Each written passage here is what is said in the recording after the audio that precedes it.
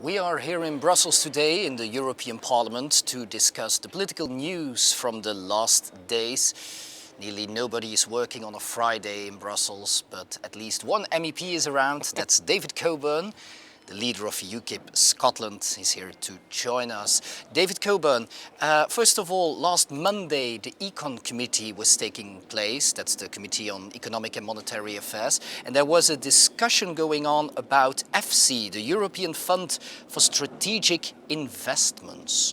Yeah, What's EFSI? Well, I sit in this committee. It's quite interesting. You hear a lot of interesting things. But it's actually called the Juncker Investment Plan, is what we call it. That's the short term for it. It's basically they're trying to persuade lots of companies or whatever to put money into various projects or whatever, and European Central Bank, etc. But then they want countries to give these projects a sort of stamp of approval, so that to encourage perhaps pension funds, things like that, who would not normally put money into something of this nature because it's quite frankly risky. These projects are chosen by people who, bureaucrats here, who have no idea about business. They've never started a business. They've never been involved in a business. And quite frankly, they know absolutely nothing about business. And what the European Union doesn't seem to learn, that it's business that creates jobs, not governments. And what they're trying to do is get governments to create jobs. It simply won't happen. And the worrying thing is that by giving government stamp to some of these schemes, which are probably highly risky and chosen by people who really don't know what they're looking at, what you might find is that those things will go down, they will sink. And they'll take those pension funds that put money in it because they can do, because it had the government stamp, so it looks safe. But they'd otherwise not put money in. They put money into it. So take the pension fund down and the pensioners' money with it. So that is not a good idea. So there are contributions from member states, the European Investment Bank, for example, and then abracadabra, they create 315 billion of investments. Yes, they say. Absolutely. Well, that's the plan. But of course, this has been tried in Britain and in various other European countries for many, many years, and it's always been a complete disaster because the government is very good at picking absolute boobies to use, awful companies that are completely dreadful, and because governments, bureaucrats, just simply don't know what to do. And the ECR group, in which the Tory party is a member of that group. Oh yes, they voted enthusiastically for it about a year ago. Yeah, exactly. So they're part of this, which is insanity. You'd thought the Conservative Party had some idea about business, but evidently not. And they're supposed to be the party that want to get out of Europe now. Well, you begin to wonder. So it's very worrisome. Fortunately, if we can get hard Brexit, which is what we want, then we won't be part of this dreadful scheme and be well away from it. And it's certainly something we don't want to be part of.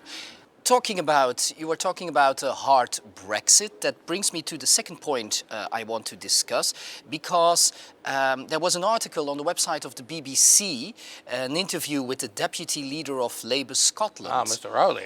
Yes, and Mr. Rowley says, we need immigration in Scotland. It's good for our society. What do you think? Well, I think that's nonsense. We have a great deal of unemployment in Scotland. And until those people are employed, we shouldn't be thinking about bringing people in from anywhere else. Now, they say, we need people for the health service. Well, that's an indictment of both the Scottish government and the Westminster government, that we have not trained enough doctors and nurses. So that's a nonsense. We should be training more doctors and nurses. We should not be bringing in people from abroad, because immigrants get old too. And they become part of the problem like everybody else. So it's not going to change anything. It just means you have to keep on having more people in. But you wonder what the real objective of this is. It can't be serious about just bringing in people just because they think it's a great idea. We should be training more people to do the jobs we have in our own country, and we should bring in people, but if we are bringing people in at all, it should be brought in the Australian points-based type system, where people we actually require for the economy. But we've got to stop this mass open-door European immigration, and this is what the Scottish Nationalists signed up to, and they love, and the Labour Party as well. It is not good for the country. We need employment, we need jobs, we don't need stress on our health service, because more people coming in, the more stress we have in the health service, and we stress we have on housing, and everybody knows there's a lot of problems with that, and the same thing with schools and the hospitals. We cannot just have open-door immigration. It takes 20 years or more to plan things. We can't just have any number of people coming in. Yeah. The whole system will collapse. Hard Brexit means taking control of our borders, so Labour is not in favour of that. Absolutely They not. don't want a hard Brexit. Then if we look at the SNP party, Nicola Sturgeon says nearly each week she wants to retain in the single market. So do you think not that's possible? Absolutely impossible. I had a meeting shortly after Nicola Sturgeon did with President Schulz, who was President of the Parliament, with whom I don't agree politically, but with whom I have very good friendship generally. And we discussed at length the situation regarding Scotland. Scotland is part of the UK, came into the European Union as part of the UK, and must leave as part of the UK. There can't be any separate arrangements for Scotland, and he told Miss Sturgeon this, so she has no excuse. She's misleading, I believe, the Scottish people by saying this sort of thing. But isn't she true when she says Scotland needs the single market to survive? No, absolutely not. You think that's nonsense? No, absolute nonsense. Can you explain it? 40% of the Scottish people voted to leave the European Union. Now, admittedly, that's not a majority, but they voted as part of the UK, and that was well over 50%. So, you know, at the end of the day, there's no great desire for the European Union in Scotland. 40% of its population voted against it, and Great Britain as a whole voted against it, and Scotland agreed in the referendum before on Scottish independence to be part of the UK. Then everybody knew what they were getting into, and everyone agreed to the way it was going to be run. And quite frankly, there is not a great desire to remain within the UK.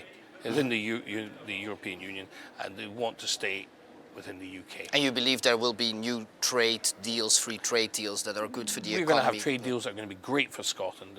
For number one, you know, our whisky trade. Once we can, the European Union, the Scottish Whisky Association say that the European Union's various trade deals have been dreadful for the whisky industry and bungled trade deals.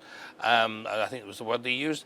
So, you know, quite frankly, if we get out of the European Union, we can have our own free trade deals, and then we can actually get much more penetration of various other markets in the Far East and wherever else, and that's what we need. We need to be able to do that, and it's also good for our tweed industry. We can, you know, we want to be able to have our own trade deals. The Americans are already, President Trump is already putting us at the head of the queue to do a trade deal with Britain. That won't happen if we remain in the European Union. And quite frankly, we need Scotland and the Scottish tweed trade need to get into America. That's an even more penetration there, and we can do that with better free trade deals. Okay, David Coburn, thank you for your time. It's a pleasure.